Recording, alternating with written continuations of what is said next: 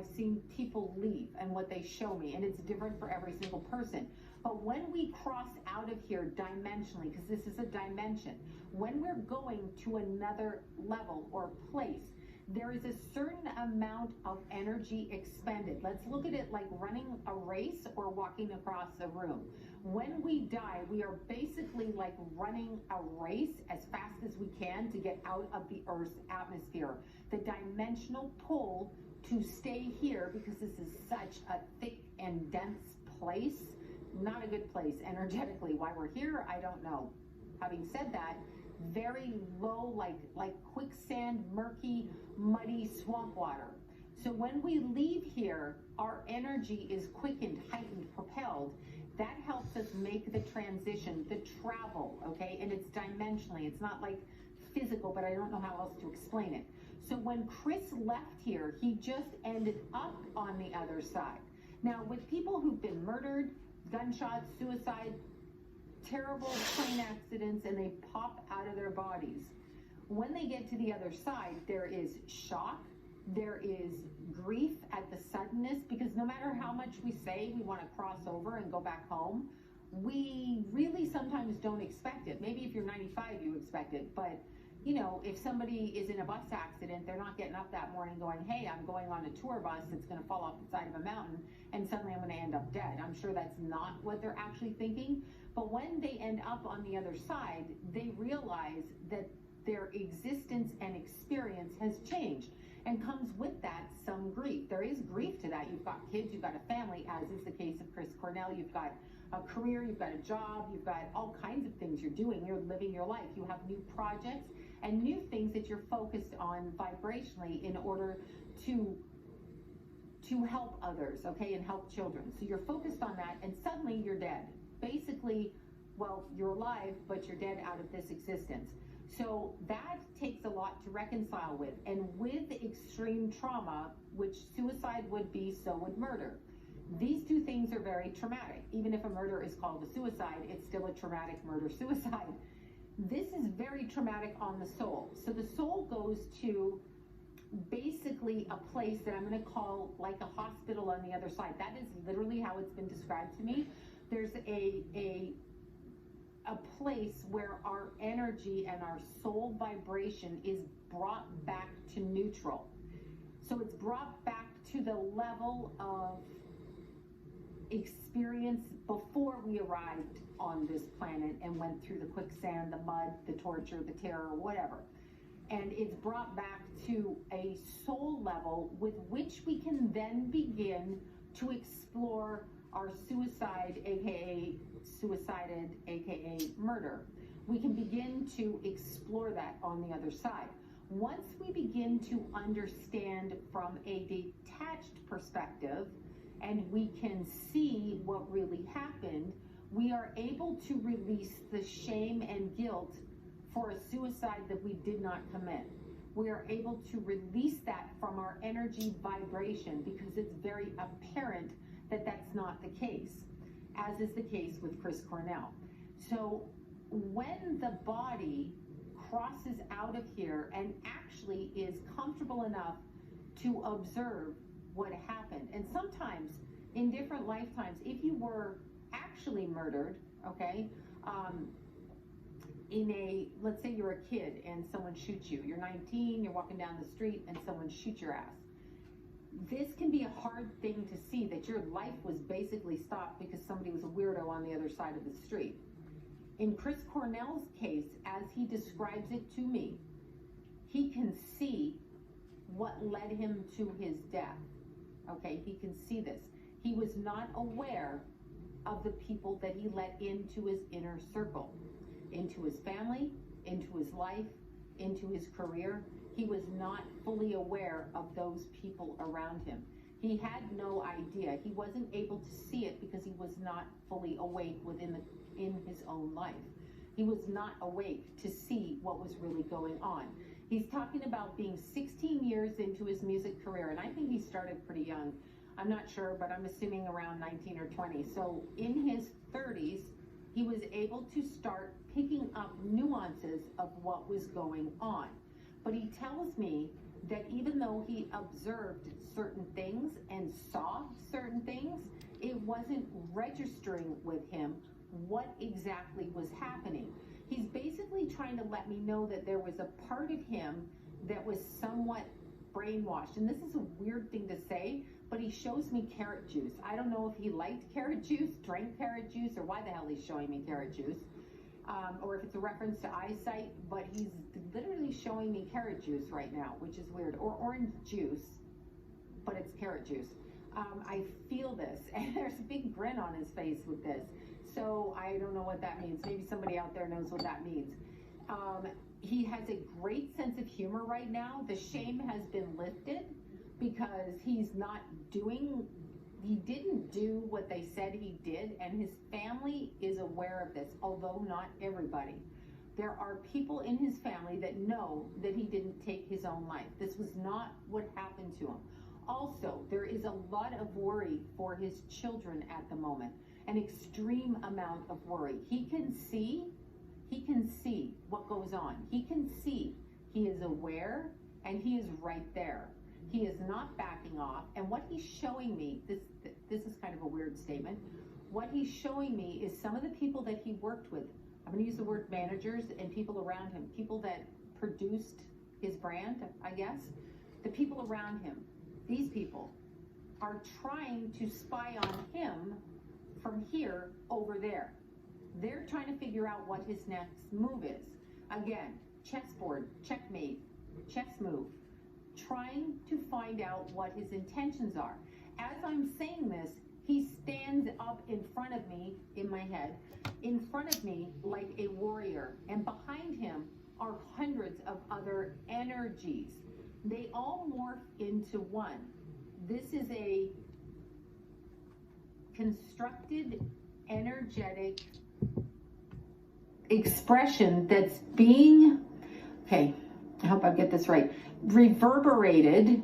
Okay, so sound-wise, this is being energetically, vibrationally sent to us so that we can lock our energy with their energy and basically begin to help with the war that's happening. This is just what I'm getting. So he's talking about their energy being sent to us here. I'm talking in human form, people here on Earth, being sent to us here so that we can lock our energy together like a force field. This sounds very sci-fi, like a force field, and send the energy back there so that we build, okay, so that we energetically build.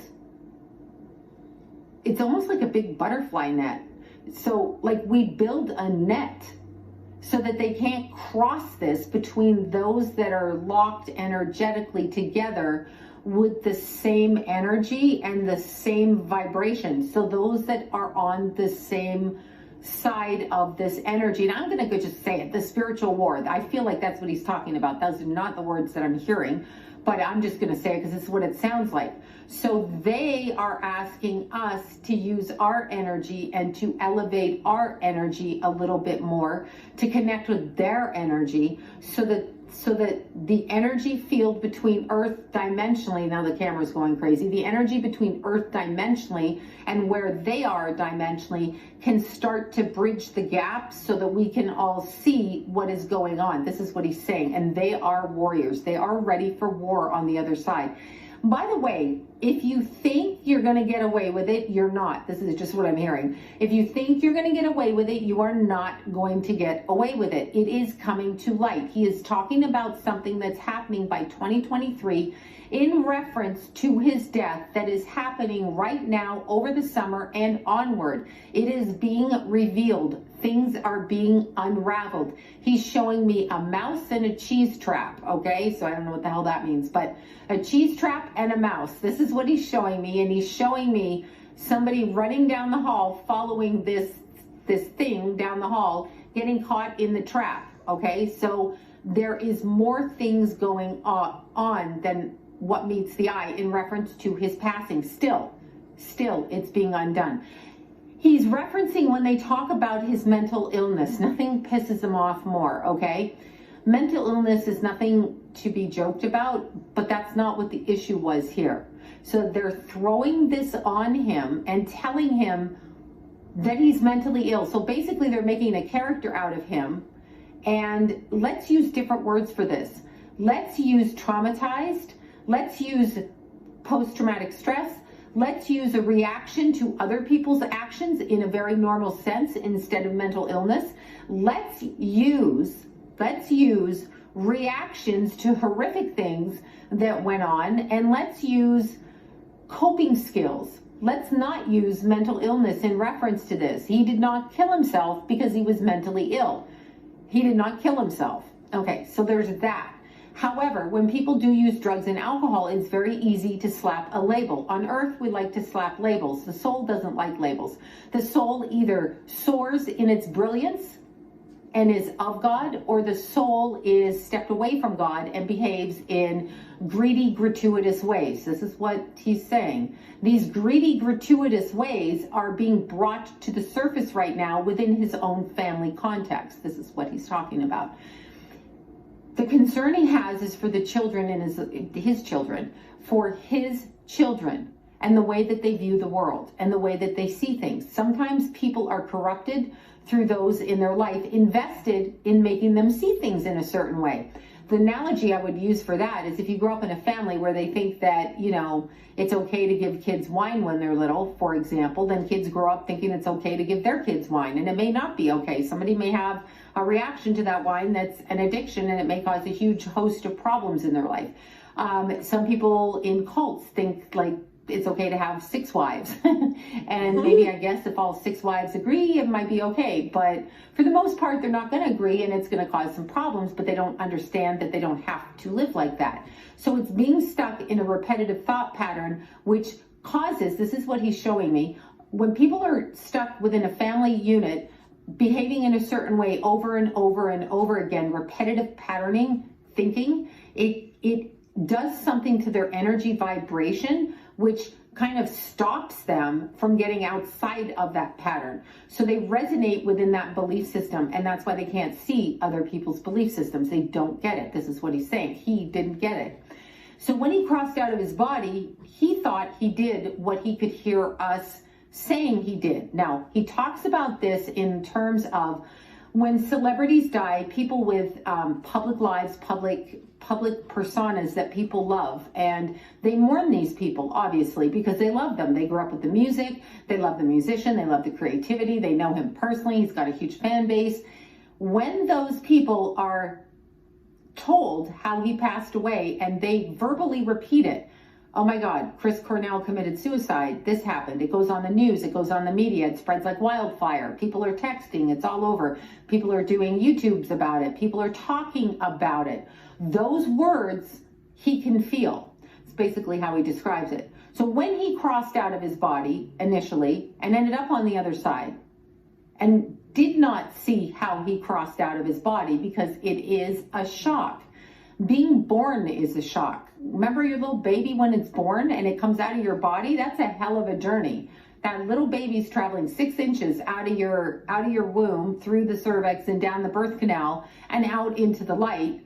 Huge thing, huge undertaking at that time. That little baby is just so sleepy, and the mom's so sleepy, and basically it's like literally 6 inches from inside the womb to outside, a different dimension. But it is exhausting, okay? So when we're talking about Chris Cornell crossing out of his body, and then he's able to energetically feel the sadness of every single person uttering the word suicide, what else was he supposed to think until he was able to regulate his God body on the other side? Meaning to acclimate to that energy, okay? Just like the newborn baby. Newborn baby comes in, it's crying, it's got a little squishy face, and then they put a blanket around them. There you go. Now I'm completely blurry again. Okay, they're all standing around here. This camera is crazy, and it's Mercury retrograde. I'm just going to finish the sentence and move the camera. Anyway, the little baby, right? You put him in a blanket, he suckles on his mom, then he goes home, and then he gets comfortable in his baby life, and he's able to start doing more things. This is the exact analogy that Chris Cornell uses. I'm going to fix the video right now. Okay, let's see if it works. Is it working? All right, I'm back in focus. I'm doing this so you don't see this edit here, so that you know that I'm not doing anything. Anyway, so when people speak of celebrities in their death, I want to use this in a different way. He's telling me this a little bit of a different way. Celebrities, Whitney Houston, people like, whomever, Farrah Fawcett, Whitney Houston, all of these people with huge followings and fan base.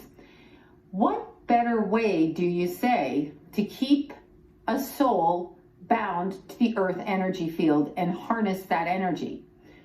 Keep having people speak their name, wish for them, cry for them, mourn them, be sad for them, ties the energy here. Now, what do they do? He's really literally talking about harvesting everything. I've never thought of it this way, but it's a reversed energy harness.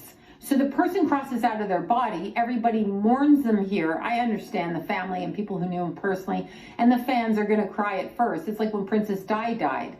But how long does it take them to get out of this energy field? Because we hold them stuck here. This is what he's saying. So when they think they committed suicide, they stay stuck here because we keep repeating it. He's out of that now. So you can say it now, it doesn't matter.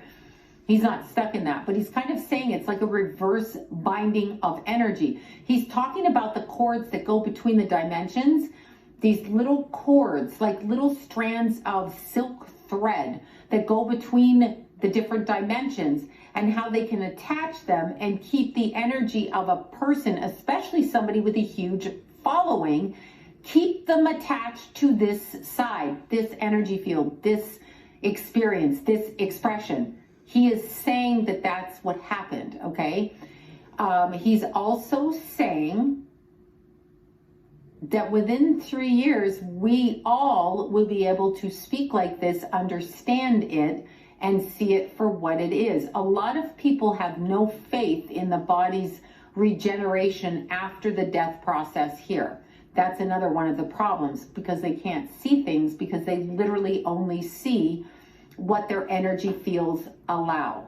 And this is how I'm going to word it. Okay, I'm kind of exhausted, and I'm going to just shut this down for now and reopen it as